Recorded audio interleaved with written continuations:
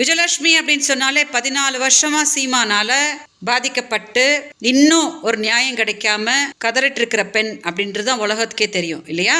நான் இந்த மாதிரி போராடிக்கிட்டு கமிஷனர் ஆஃபீஸ் அங்க இங்கன்னு துடிச்சிட்டு இருக்கும் போது எந்த அரசியல் கட்சியும் இந்த மாதிரி களத்துல இறங்கி சீமானுக்கு எதிராக தைரியமா இந்த மாதிரி போராட்டம் எல்லாம் பண்ணவே இல்லை. நான் கம்ப்ளைண்ட் கொடுத்ததை மதிச்சு சீமானை காவல் நிலையத்துக்கு வர வைக்கிற ஒரு முயற்சியை திமுக மட்டும்தான் பண்ணாங்க. இன்னைக்கு எஃப்ஐஆர் எப்படி வெளியில வந்துச்சு அப்படின்லாம் சீமான் கேட்கிறாரு இல்லையா?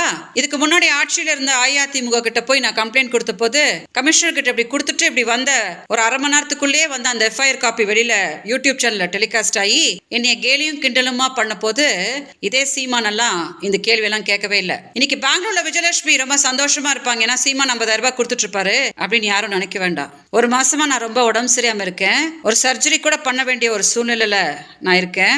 கர்நாடகாவில் இருக்கக்கூடிய என்னோட நண்பர்கள் தான் என்னை பார்த்துட்டு இருக்காங்க.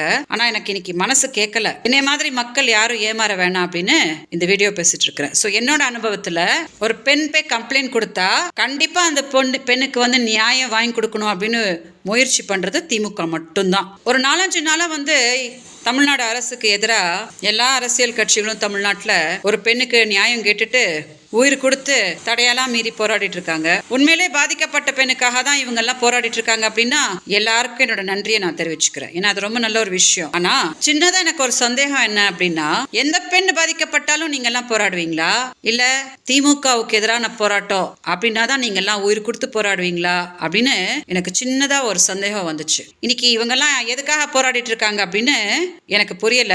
நான் சொல்றதை வச்சு மக்கள் நல்லா புரிஞ்சுக்குவாங்க அப்படின்னு நான் நம்புறேன். அதனால் தயவு செஞ்சு மக்கள் பார்க்கும்படி இந்த வீடியோ கொஞ்சம் டெலிகாஸ்ட் பண்ணுங்க.